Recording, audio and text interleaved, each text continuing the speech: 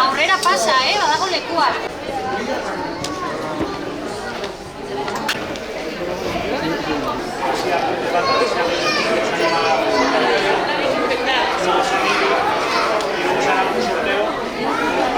Bueno, ongi etorri Turramara eta ongi etorri Korrikara. Korrika es quien apuntó a su hija o a su hijo en el modelo D en los años en que había tantas tempestades.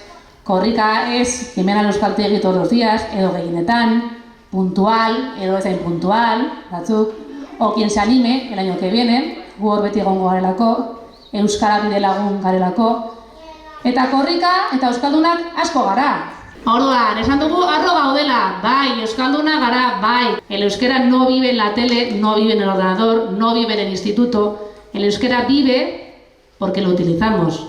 Gehiago edo gutxiago. Arro egon, euskara erabiltzen duzuen bakoitzean. Ez pentsatu, ongi ari naiz, gaizkari naiz, zoragarri ari zarete. Onai laso eta onai gazia. Etorri mesedez.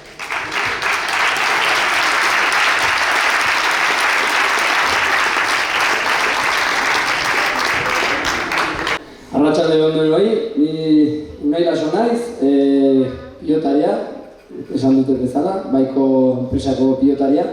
Eta, bueno, hori, 7 urte daramatea profesional lanetan.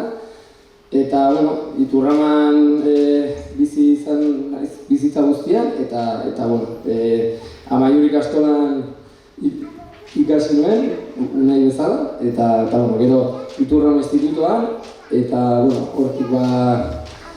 hori izan da nire ibilbidea. Arratsalde on, kaixo, Unai Garce naiz, esan dute. Futbolan aritzen naiz, badaraman ja, bueno, 9 urte. Eta, bueno, hemen baitan Iturraman bizitza asko egin dut, Amaiur ikastolan ikasi dut Iturraman. Orain kuadrilla lagunak hemen dira baita, eta, bueno, horregatik nago hemen uste dut, euskalduna nintzela. Zuek agian ohituta zaudete, kantxan edo futbol zelaian, hori zuen giroa da, baina holako toki batean, eszenatoki batean eta horren beste jende jatorren aurrean, zer modu sentitzen zarete?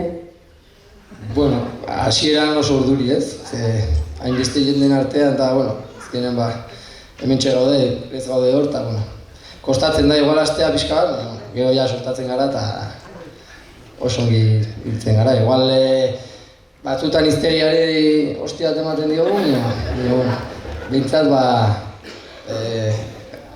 aurpegia ongi erakutsita ez.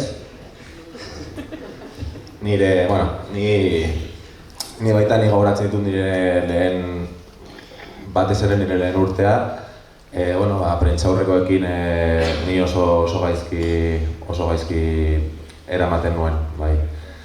Eta gerra ematen nuen eskakeatzeko pixka bat, benetan gaizki eramaten nuen ikustea kamera en directo, galderak.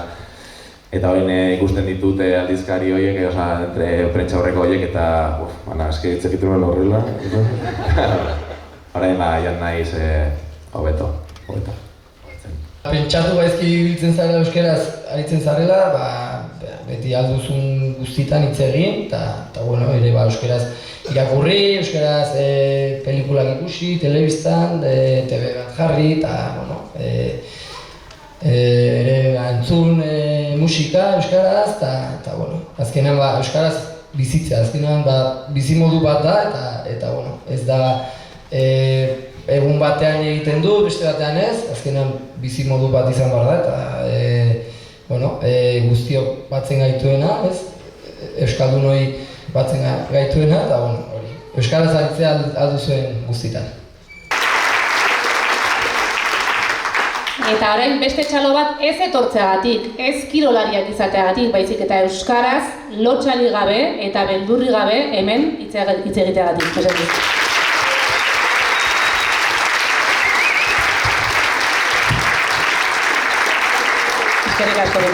Ni Alejandro naiz, jubilatuta nago. Hasi nintzen euskara ikasten gutxi gora bera 30 urtekin, eta handik hona jarraitu dut euskara ikasten.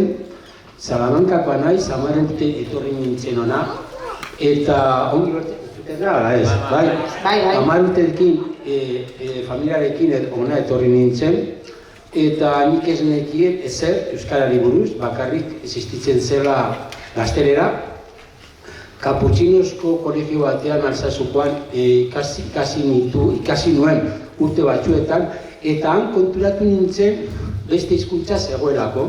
100 ikasle izan ginen kolegio, Kaputxinozkoan, eta bazkaldu eta gero, normalean ateratzen ginen patiora, jolastera, baina zeuden batzuk haien artean biltzen ziren, taldeka, 4-5 persona, osotara gian 20 edo gehiago, eta ez jolastu gurekin baizik eta hitz egiten zuten haien artean, noizbehinka hurbiltzen nintzen entzuteko, eta ni entzuten nuena arraroa zen, ezen erderaz.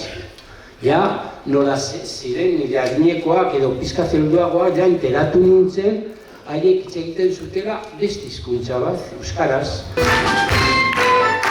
Itxaloten ari